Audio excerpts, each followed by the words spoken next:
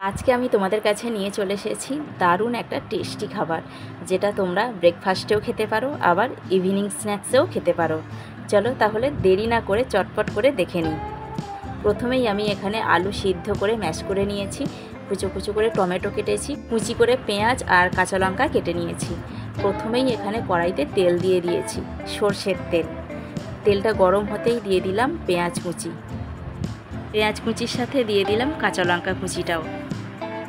এবারে এই দুটোকে ভালো করে একটু নেড়েচেড়ে ভেজে নেব। একটু ভাজা ভাজা হয়ে যেতেই দিয়ে দিলাম টমেটো কুচিটা।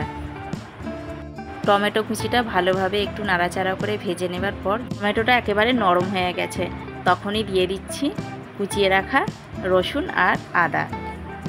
কুচো করা আদা রসুনটা একটু ভাজা ভাজা হয়ে যেতেই দিয়ে দিলাম গুঁড়ো মশলা, হলুদ গুঁড়ো, লঙ্কার গুঁড়ো আর জিরের গুঁড়ো দিয়ে একটু ভালো করে কষিয়ে নিয়ে এরপরে দিয়ে দিলাম সিদ্ধ করে রাখা ম্যাশ করা আলুটা দিয়ে কিন্তু ভালো করে এইভাবে খুন্তি দিয়ে ভেঙে ভেঙে নিতে হবে, কারণ আলুটা তো কাদার মতো ডেলা হয়েছিল। এইভাবে ভেঙে ভেঙে নিয়ে ভালো করে কষিয়ে নিতে হবে।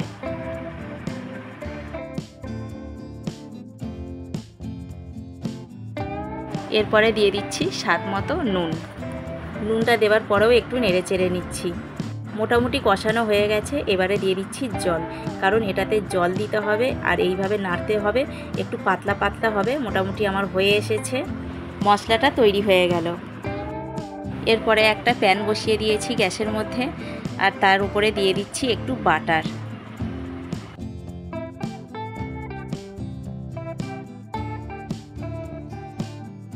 বাটারটা দিয়ে একটু ভালো করে চারিদিকটা মাখিয়ে নিতে হবে প্যানের।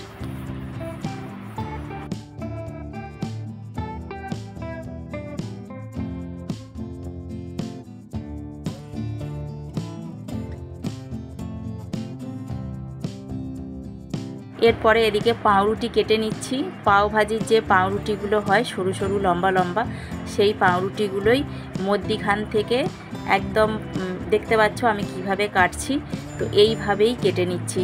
এগুলো কিন্তু পাও ভাজির পাউরুটি।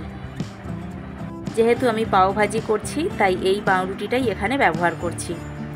প্যানটা গরম হয়ে গেছে, এরপরে প্যানের মধ্যে ওই যে কেটে রাখা পাউরুটিগুলো দিয়ে দিচ্ছি।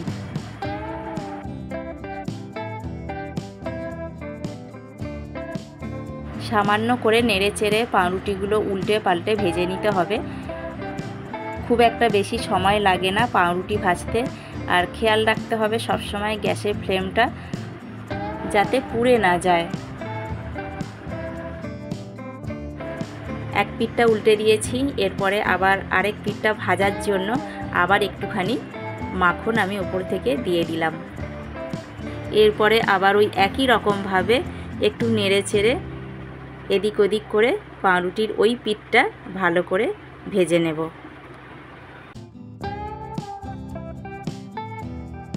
দু পিঠটাই ভালো করে ভাজা হয়ে গেছে, এবারে একটা জায়গায় তুলে নেব।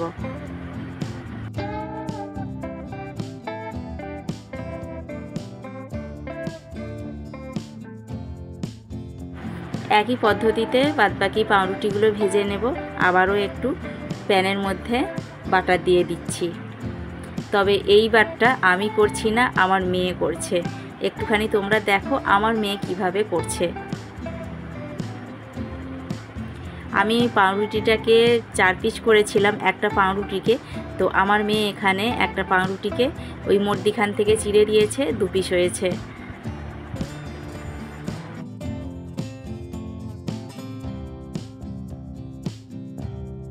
একই রকমভাবে আমার মেয়েও করছে আমার মতোই, শুধু পাউরুটির পিসটা আমি 4টে করেছিলাম, কেটে দিয়েছিলাম, আমার মেয়ে কাটেনি। তো এক পিঠটা হয়ে যেতে আমি ওপর থেকে একটু বাটার ছড়িয়ে দিচ্ছি, কারণ হচ্ছে ও ঠিকমতো পারছে না, তাই আমি একটু হেল্প করছি।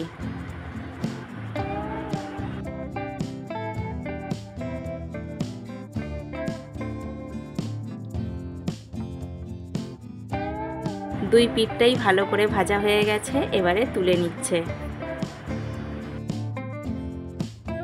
গ্যাসের ফ্লেমটা আমার মেয়ে ঠিকমতো বুঝতে পারেনি, তাই একটুখানি এই দিকটা পোড়া পোড়া মতো হয়ে গেছে।